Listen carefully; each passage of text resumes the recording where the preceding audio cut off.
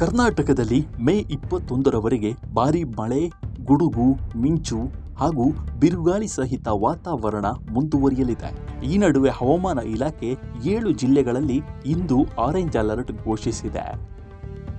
ಕೆಲವು ಪ್ರದೇಶಗಳಲ್ಲಿ ಭಾರೀ ಮಳೆ ನಿರೀಕ್ಷಿಸಲಾಗಿದ್ದು, ಸಾರ್ವಜನಿಕರು ಎಚ್ಚರಿಕೆ ವಹಿಸಲು ಸೂಚಿಸಲಾಗಿದೆ.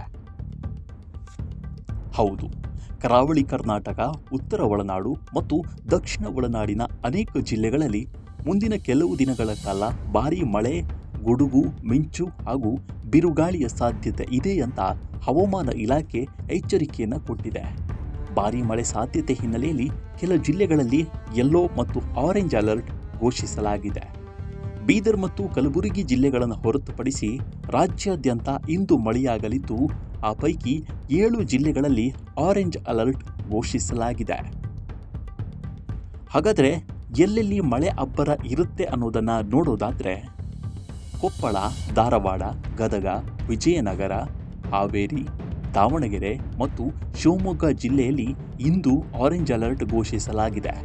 ಉಳಿದಂತೆ ವಿಜಯಪುರ, ಯಾದಗಿರಿ, ರಾಯಚೂರು, ಬಾಗಲಕೋಟೆ, ಬೆಳಗಾವಿ, ಬಳ್ಳಾರಿ, ಉತ್ತರ ಕನ್ನಡ, ಉಡುಪಿ, ದಕ್ಷಿಣ ಕನ್ನಡ, ಚಿತ್ರದುರ್ಗ, ಚಿಕ್ಕಮಗಳೂರು, ಹಾಸನ, ಕೊಡಗು, ಮೈಸೂರು, ಮಂಡ್ಯ, ಕೋಲಾರ, ಚಿಕ್ಕಬಳ್ಳಾಪುರ, ರಾಮನಗರ, ಬೆಂಗಳೂರು ನಗರ, ಬೆಂಗಳೂರು ಗ್ರಾಮಾಂತರ, ಚಾಮರಾಜನಗರ ಮತ್ತು ಮೈಸೂರಿನಲ್ಲಿಯೂ ಮಳೆಯ ಮುನ್ಸೂಚನೆ ಇದೆ.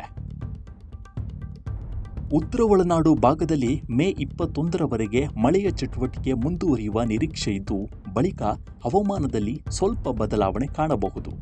ದಕ್ಷಿಣ ಒಳನಾಡಿನ ಕೆಲವೆಡೆ ಭಾರೀ ಮಳೆಯೊಂದಿಗೆ ಗುಡುಗು, ಮಿಂಚಿನ ಸಾಧ್ಯತೆ ಇದೆ. ಬೆಂಗಳೂರು ಮತ್ತು ಸುತ್ತಮುತ್ತಲಿನ ಜಿಲ್ಲೆಗಳಲ್ಲಿ ಮೋಡ ಕವಿದ ವಾತಾವರಣ, ಮಧ್ಯಾಹ್ನದ ಬಳಿಕ ಮೋಡ ಜಾಸ್ತಿಯಾಗಿ ಸಂಜೆ ವೇಳೆಗೆ ಮಳೆಯಾಗಬಹುದು ಅಂತ ಹವಾಮಾನ ಇಲಾಖೆ ಎಚ್ಚರಿಕೆಯನ್ನು ನೀಡಿದೆ. ಈ ನಡುವೆ ಬೆಂಗಳೂರಿನಲ್ಲಿ ನಿನ್ನೆ ಸುರಿದ ಭಾರೀ ಮಳೆಗೆ ಹಲವಾರು ಅವಾಂತರಗಳು ನಡೆದು ಹೋಗಿದೆ. ನಾಗವಾರದ ಬಳಿ ಇರುವಂತಹ ಲೇಔಟ್ ಒಂದರಲ್ಲಿ ನೀರು ನುಗ್ಗಿ ಇಡೀ ಲೇಔಟ್ ಜಲಾವೃತವಾಗಿದೆ. ಇನ್ನು ರಿಚ್ಮಂಡ್ ಸರ್ಕಲ್ನಲ್ಲಿ ರೋಡ್ ಅಗೆತದಿಂದಾಗಿ ಕಾರೊಂದು ಆ ಗುಂಡಿಯೊಳಗೆ ನುಗ್ಗಿ ಅವಾಂತರ ಸೃಷ್ಟಿಯಾಗಿತ್ತು.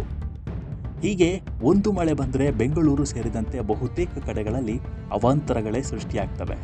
ಹೀಗಾಗಿ ಸರ್ಕಾರ ಎಚ್ಚೆತ್ತುಕೊಂಡು ಮಳೆಗೂ ಮುನ್ನ ತೆಗೆದುಕೊಳ್ಳುವಂತಹ ಎಲ್ಲ ಕಾಮಗಾರಿಗಳನ್ನು ಆದಷ್ಟು ಬೇಗ ಮುಗಿಸಬೇಕಿದೆ. ಮಳೆ ಇನ್ನಷ್ಟು ಜಾಸ್ತಿ ಆಗಲಿದ್ದು, ಜನಸಾಮಾನ್ಯರು ಕೂಡ ಎಚ್ಚರಿಕೆಯಿಂದ ಇರಬೇಕಿದೆ. ನಮ್ಮ ಈ ವಿಡಿಯೋ ನಿಮಗೆ ಇಷ್ಟವಾದರೆ ಲೈಕ್ ಮಾಡಿ, ಶೇರ್ ಮಾಡಿ ಮತ್ತು ನಮ್ಮ ಚಾನಲನ್ನು ಮರೆಯದೆ ಸಬ್ಸ್ಕ್ರೈಬ್ ಮಾಡಿ. ಮುಂದಿನ ವಿಡಿಯೋದಲ್ಲಿ ಸಿಗೋಣ. ನಮಸ್ಕಾರ.